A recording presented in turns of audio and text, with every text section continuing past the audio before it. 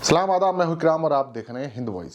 Saudi अरब में पहली शराब की दुकान खुलने जा रही है। जी हां, कल से आपने ये खबर जरूर सोशल मीडिया के माध्यम से सुनी होगी, पढ़ी होगी। कई सारे यूट्यूबर ने इस पर वीडियो भी बनाई है और सऊदी अरब को बहुत कुछ कहा है, उसे कोसा है, कहा है कि मोहम्मद सल्लल्लाहु अलैहि वसल्लम के देश में आप लोग इस तरह का काम करने जा रहे हैं। पहली बात तो जब मोहम्मद सल्लल्लाहु अलैहि वसल्लम थे तब सऊदी अरब नहीं था।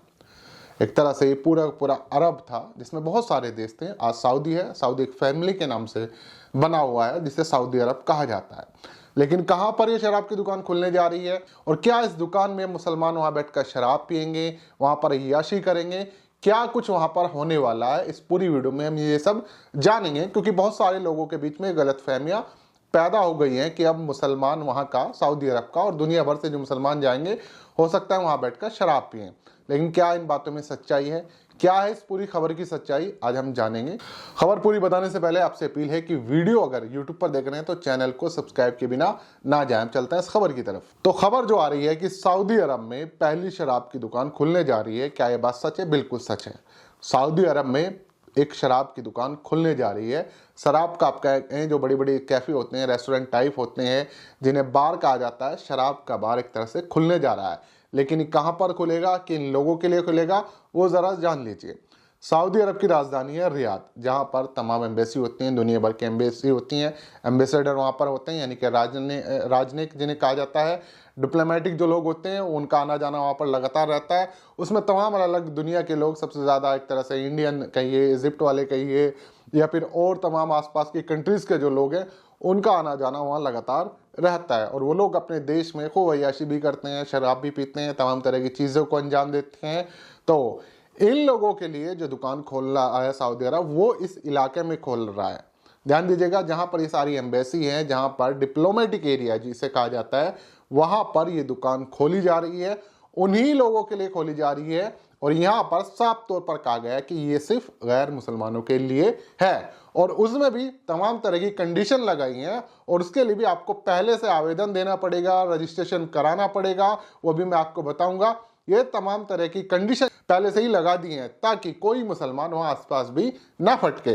लेकिन वहां पर सवाल मेरा एक बीच में ये जरूर आएगा कि वहां पर शराब फिर बेचेगा कौन, सर्व कौन करेगा? तो हो सकता है उसके लिए भी कहीं और से रिक्रूटमेंट करके, यानी किसी को हायर करके वहां पर किसी और को, गैर मुस्लिम को जॉब पर वहां पर रखा जाए। अमेरिका से बुलाया जाए या यहाँ से बुलाया जाए या किसी और देश से बुलाया जाए, जो उन लोगों को शराब बेचेगा, उनको सर्व करेगा। तो जब भी दुकान खुल जाएगी तमाम तरह की चीज़ें तो बाद में क्लियर होंगी, लेकिन इस तरह की कंडीशन लगाई है, पहले उस पर बात कर लेते हैं। तो सबसे पहले तो ये जान लें कि सऊदी अरब इस वक्त अपने यहाँ पर पर्यटन को, टूरिज्म को बहुत बढ़ावा दे रहा है। एक ऐसी सिटी बना रहा है जो दुनिया में आज तक किसी ने नहीं देखी, न्यूम सिटी, जो कि एक पूरी एक लाइन की तर्ज पर बन रही है। इसके अलावा वो और अपने शहरों को डेवलप कर रहा है ताकि दुनिया भर से टूरिस्ट वहाँ पर आएँ। और जब वहाँ पर अलग अलग देश के लोग आते हैं तो उनके लिए अलग अलग खाना भी होता है, अलग अलग चीज़ें भी होती हैं। हर देश का खाना अलग होता है, पीना अलग होता है। तो उन सब के लिए सऊदी अरब जो है कुछ चीज़ों को मुहैया भी करा रहा है। लेकिन शराब जो है इन सभी शहरों में न होकर सिर्फ इस डिप्लोमेटिक एरिया में, जहां पर राजनयिक, क्योंकि उनको ज़्यादा इज्जत दी जाती है, भाई वो उस देश के कर्ता धर्ता होते हैं, उन्हीं लोगों से डील होते हैं, उन लोगों से बातचीत होती है, तो उनको एक स्पेशल फैसिलिटी देने के लिए ये चीज़ें शुरू की गई है। इसमें भी सबसे पहले जो लोग यहाँ का जो कर्मचारी होंगे, जो एम्प्लॉय होंगे उन एम्बेसी की, उन लोगों को अपना जो है डॉक्यूमेंट दिखाने पड़ेंगे। एक तरह से मंथली कोटे के हिसाब से उन्हें दी जाएगी। उनको उसका रजिस्ट्रेशन पहले से कराना पड़ेगा, डॉक्यूमेंट दिखाने पड़ेंगे कि आप फलानी एम्बेसी से हैं, फलानी एम्बेसी से हैं और आप इस चीज़ का सेवन करते हैं। और आप एक चीज़ और, गैर मुस्लिम है, ये चीज़ और उन्होंने इसमें रखी है कि आप गैर मुस्लिम हैं तभी आप चीज़ को ये शराब मिलेगी। यानी कि यहाँ पर मुसलमानों को सीधे तौर पर कि कोई भी घूमने गया कि ला भैया एक शराब की बोतल दे दिए, तो वो जो हो सकता है वहाँ के कानून उस पर लागू हो जाएं। और दूसरी और चीज़ ये कि वहाँ पर अवैध शराब को बिल्कुल ख़त्म करने के लिए पहले से सारी चीज़ें मौजूद हैं, वो कानून वहाँ पर लागू है। लेकिन यहाँ पर सिर्फ स्पेशल एक जगह कोने में कहीं दुकान है, एम्बेसी का जो एरिया है वहाँ पर, और उन लोगों के लिए जो इन एम्बेसी में काम करते हैं और गैर मुसलमान हैं। मंथली कोटा के हिसाब से दी जाएगी, पहले से रजिस्ट्रेशन कीजिए, आइए और ले जाइए। इसमें कहीं से भी मुसलमानों का कोई लेना देना नहीं है। ये एक बात आप कह सकते हैं कि सऊदी अरब में ये चीज़ खुल रही है तो दुनिया भर के मुसलमान इसे दूसरी तरह से देख रहे हैं, दूसरी नज़र से देख रहे हैं। बिन सलमान को बहुत कुछ कहा जा रहा है, बहुत कुछ कोसा जा रहा है। लेकिन आज के हिसाब से अगर देखा जाए, किसी देश में जाने के लिए जब पुराने समय में पासपोर्ट की ज़रूरत नहीं होती थी, पासपोर्ट आया, फोटो यानी कि हमारे यहाँ पे जो इमेजेस है वो उससे भी एक तरह से मनाही थी। बाद में पासपोर्ट के हिसाब से फ़ोटो भी खींचने शुरू हुए, बहुत सारी चीज़ें हुई, टीवी चैनल्स का दौर हुआ, वो पूरी दुनिया में फैला। टेक्निकल, आज हर किसी के हाथ में मोबाइल फ़ोन है, कैमरा है, तो दिन रात लोग फ़ोटो भी खींचते हैं।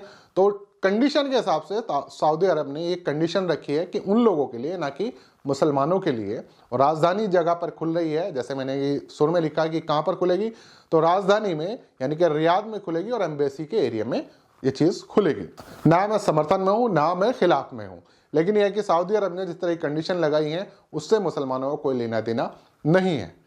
तो अब आप इस पर जो कुछ कहें नीचे कमेंट कर सकते हैं, इस वीडियो को ज़्यादा से ज़्यादा शेयर कर सकते हैं। किसी और खबर में आपसे मुलाकात होगी, तब तक के लिए दीजिए इजाज़त।